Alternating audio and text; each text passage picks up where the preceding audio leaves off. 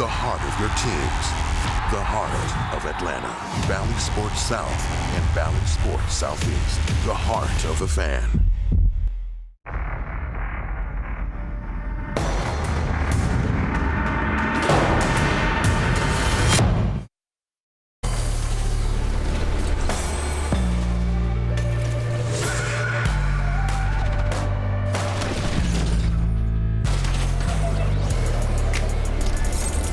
Hawks Live is presented by your local Ford dealer.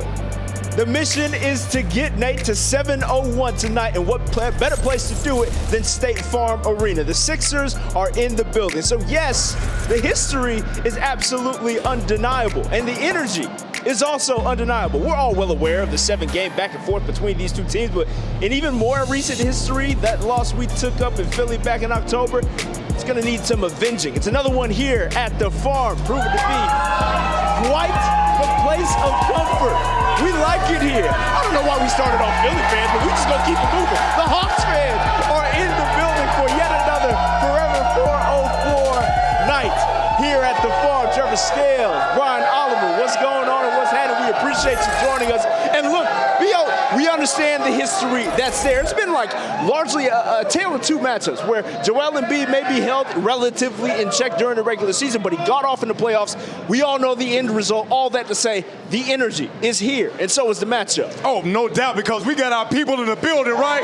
We in here, Atlanta Hawk fans. Again, when you look at what happened in the playoffs, it carried over into that first game. You know, in Philly, they got off and they got the first swing off. Now we're back here in the A. The Hawks are a much different team than what they saw earlier in the season. They're talking about 8-1, and we're here at State Farm Arena. There's going to be lit. The energy is amazing. I'm looking for them to be able to get some revenge tonight. You talked about just the recent trajectories of both of these teams. Hawks have won 8 of their last 9. Phillies 3-7 in their last 10. It's got to be vital for the Hawks to keep that trend of theirs going. Oh, absolutely. When you look at some of the things that the Hawks have been able to do, much improved on the defense. We are down a couple of guys in Bogey and Cam, but we've had guys to step up. And again, we'll get to it. My man Trey has been in his thing. It's a little chilly up in the building. Hopefully that's going to transpire tonight. Bigs are playing well, and Philly has a couple of issues of their own to deal with tonight. Without a doubt. So let's review everything that you touched on there. Cam out, non-COVID illness. Bogey out, still with the ankle. We understand that we'll have to lean on those guys when we do, but we know that Tobias Harris is out for the Philadelphia 76ers. So let's take a look at the Xfinity standings, because I want to kind of point out just how that recent trend of what the Hawks have done and what Philly's done has kind of positioned things. Now, there's a game separating us from either out of the playoff picture or home court advantage. So it's real tight in that 7 slot of the standings. All that to say, we understand that the last meeting for the Hawks against Philly didn't go so well. And with that physical brand of play that they are certainly known for, Coach Nate McMillan spoke to what to correct in this outing. Yeah, well, I thought we played their tempo last game. It was a grind game that they were playing. They're really physical. They try to pound you in the paint with their post-ups. Defensively, they get after you, as far as being physical, guarding you. They forced 19 turnovers in our last game. Scored 28 points off of the turnovers. So we got to do a better job of taking care of the ball, playing through their contact and executing. But we have to get the tempo faster. I thought we played their tempo the last game, and they won that. Always an incredibly measured and pointed approach to his answers. He's now the 20th winningest coach in NBA history. Started his run here in Atlanta with 27-11 finish in the last regular season. Prior to that, had stops in Seattle, Portland, and Indiana. As a head coach, a career winning percentage of 54%. We're proud to congratulate Coach Nate on win number 700. We'll take a Toyota inside look into what that 700th win that came in an unconventional way meant. 19th coach in NBA history to reach that mark, and is now 4th in wins amongst active coaches. Bio, what about Coach Nate's philosophy do you think has led to the identity of this Hawks roster? Well, I think that one of the things that he's brought to this team is that to establish a defensive mentality. Anyone that knows Nate is understanding that when he played, he was a defensive first kind of a guy. guy. And what he's been able to do to turn around the Hawks is going back to last year is defense. You heard him talk about pace. One of the best ways to get into pace is to be able to get defensive stops, just deflections, get out in transition. You don't want to play against this Philadelphia team in half court. You want to be able to get out, get up tempo. Best way to do that is establish your defense out the gate, and that's definitely what he's brought to this team. He also has brought like a mentality for Trey, right? He always talks about incorporating a little bit of old school into Trey's game, and that's certainly translated too. Well, and one of the things that you've seen, and I think that you see the maturation of Trey's game, is the fact that we know that he can shoot the lights out of it, but he's getting his teammates involved early. He's making them better. You've even heard Trey say that when we're getting production from the other guys, it makes my job a lot easier, and I think that's one of the things of having a guy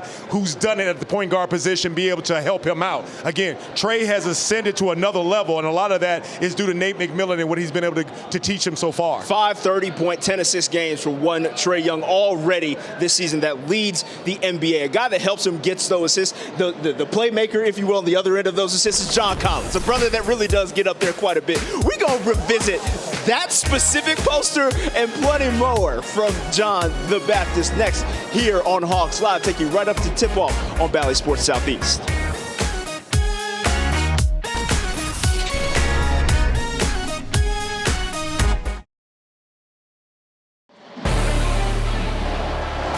Hawks Live is brought to you by Toyota. Visit your local Toyota dealers today. Toyota, let's go places. And by Xfinity. Count on powerful and secure Wi-Fi for all your connected devices. Xfinity X5. Can your internet do that?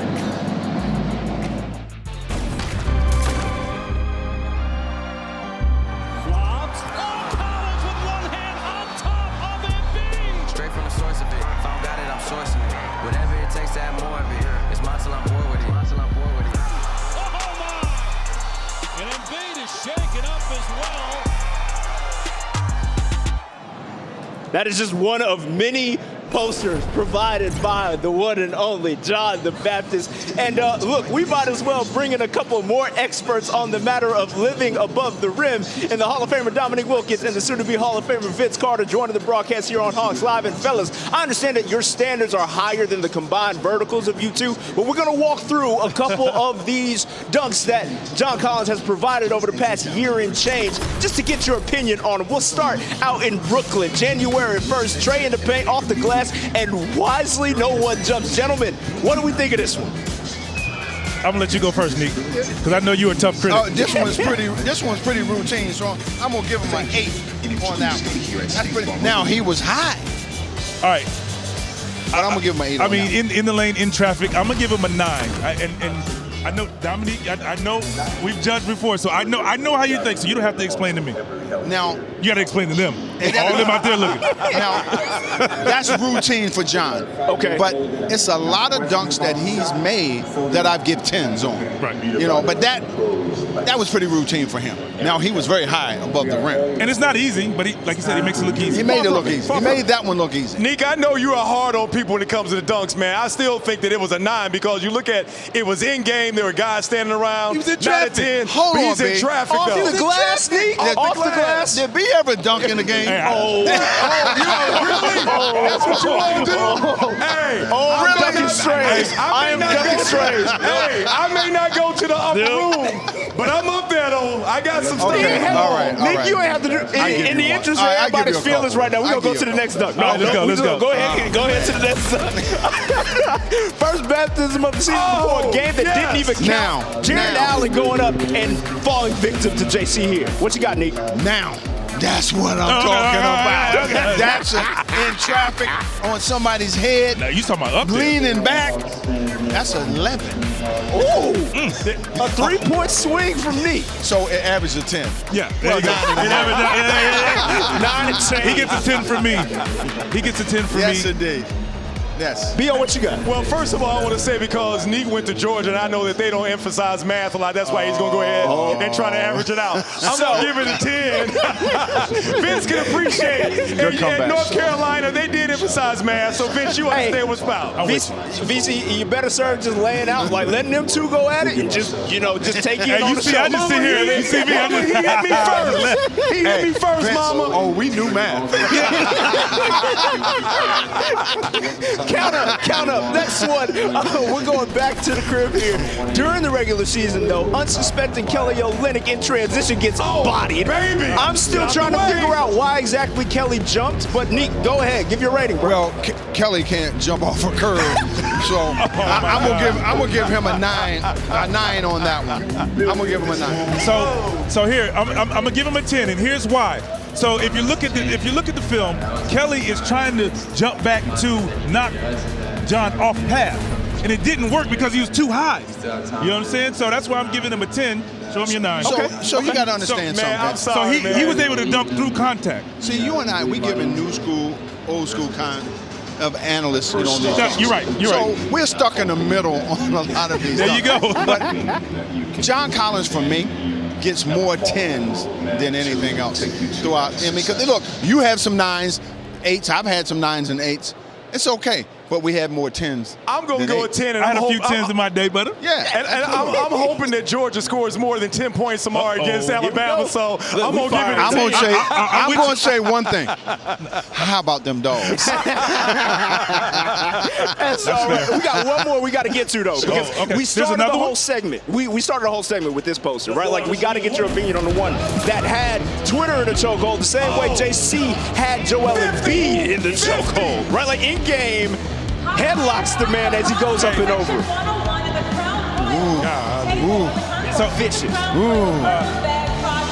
How do you say this? I wish I had more 10s. Well, yeah, you know, and that's one of them that is really not a 10. It's between like a 12 and 15 on that dunk. Because again, in traffic on top of a 7-footer. Yes, in the playoffs on the biggest stage. I mean, there's a lot that not just the dunk. I mean, just the rip they had between each other when he dunked on John and pushed him down. He said it. I was waiting for the little get back, and you saw the get back. I'm gonna tell you something. I have that shirt with that dunk on it. Oh, I'm gonna get one. I'm gonna get one of those. That's a 12. Yeah. But I'm gonna give him a 10. Can I get back on your good side so I can get a T-shirt? I want a T-shirt, man. No. I want a T-shirt, please. I Not take a back what I chance. said. Go dog. Okay. I want a T-shirt. Now we talking. Now we talking. We're going to go ahead because we got a wild card here, and I got to get your honest opinion on these next ones because this one's really important, right? So we got Nick here and VC. Like, again, 2 in-game dunks. I'm going to ask each of you to not grade yourself because I know you're going to give yourself a 10. Grade the other individual in this one, fellas. But here's the thing. I'm giving this guy 10s because not only is he dunking grace, power, he's knocking people over. So the attempts, the effort, that's tough to do. It's the concentration and body control. This guy had it, all of that. And not just because he's sitting here. Vince got the name Vince Sanity for a reason, okay? I mean, because some of his dunks was insane. And a lot of dunks he had was on people. So I've seen more 10s than I've seen 9s from this guy. So he's one of the few guys as a dunker outside of Dr. J that ever brought me out of my seat. That's all right. Even the old dunk you had when you got to 25,000. You did say that. It was kind of below the rim, but it was your last dunk of your career. Nick taking out everybody today. I don't know why Nick is doing this. That's okay. Hey, if you go get your last dunk, you might as well do it that way. That's right. So you're right. On 25,000. That's all right. Yes. The human highlight film and half man, half amazing. We appreciate y'all joining us here, man. We're going to make sure we get everybody in on this conversation that we just had. Hawks on Bally has the poll up. You see John Collins staring down each of the posters that he created. Go ahead out there, cast your vote on what you believe to be the best poster that John Collins has provided thus far. We'll continue with Hawks Live here after the break. We'll talk to the man that created the posters. That's next here on Bally Sports Southeast.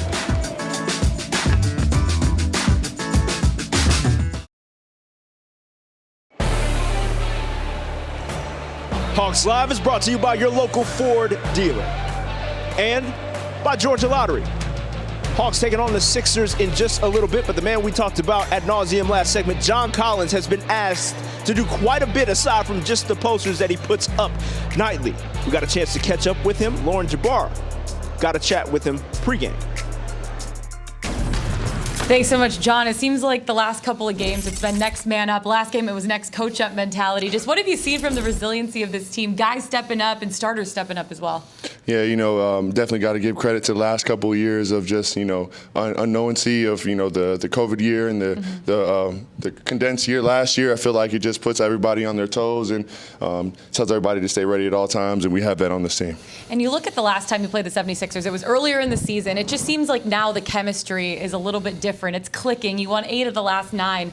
You're coming into this one now. Where do you see the chemistry of this team at this point in the season right now? Yeah, you have Trey and Kevin playing at a high level. Trey averaging 30, Kevin doing his thing, and then you have guys, Solo, Tim, able to come off the bench and provide a much-needed lift and energy that we need to win these games. And always attribute it to that, and we're just going to try to keep going to our guys and winning that way. You've had a lot of poster dunks so far in your career. I want to take you back to Game 6, where you just absolutely obliterated Joel Embiid. What was going through your mind in that moment when you're just going up for a dunk like that? Nah, if you ever picture somebody just in their mind just screaming as hard as they can, I probably didn't show it in that moment on the court, but just a lot of energy, aggression, and a lot of fight. Wanted to win that game and happy that play happened. That's an energy changer. It was awesome. Speaking of energy and aggression, that's how the 76ers play. What do you expect from them tonight here on home court? Yeah, they're going to be tough. They're going to be physical. They're going to come in and try to hit first, as we know. But, we're going to use the home energy. We're going to use the guys that we have that are high. We're going to keep going to them. We're just trying to play a winning brand of basketball. And last one, I know Nate McMillan was not the head coach of the last game, but he did get his 700th career win as a head coach. And yes. I know you guys all got the game ball. You signed it for him. Just what has he meant to this program since he took over last year? He's meant a lot to this organization from the moment he's taken over as head coach. I really feel like he's just tried to take everybody's game to the next level. Big time win, historic career for him, player and a coach now. So 700 wins is huge. And congratulations to coach again. John, appreciate it. Always. Guys. Appreciate y'all, LJ and JC. You're looking at the man who recently notched his 2,000th career assist. That is one Trae Young. 18 minutes and change until tip-off here at State Farm Arena. We'll get you there next here on Bally Sports Southeast.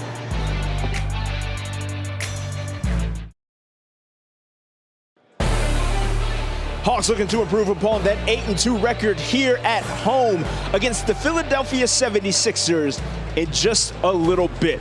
We're taking you right up to tip-off here on Hawks Live. Trevor Scales, Brian Oliver here with you, and Kevin Huerter after a big first half against the Pacers, B.O., looking to kind of continue that. Yeah, I think that what they needed, he had a good game against the Pacers, 19 points. Thought he was that 3-level scorer that we talked about. Hawks need him to be able to come out, be aggressive, and look for his shot early. Need somebody else in Clint Capella as well. Just 8 and 9 from him in their last outing. They're going to need more activities down low especially. Yeah, on the defensive end and on the boards, I think Clint could be huge. We'll talk about Embiid and the fact that he can put a lot of pressure on him, offensive rebounds, and running the floor and forcing him to run. So what does it take to stop the big fella in Joel Embiid then? Well, Embiid is one of those guys, you see the season numbers. He came off of COVID, out for 3 weeks. First 2 games, 30 points a game and 50. Last 2 games, only 14 and 22. Let's make him work and tire him out early. He's even spoken to just how difficult it has been to get back. Steph Curry also shooting the heck out of the ball as well. We'll get you closer to tip-off. A little 4 keys action next here on Bally Sports Southeast.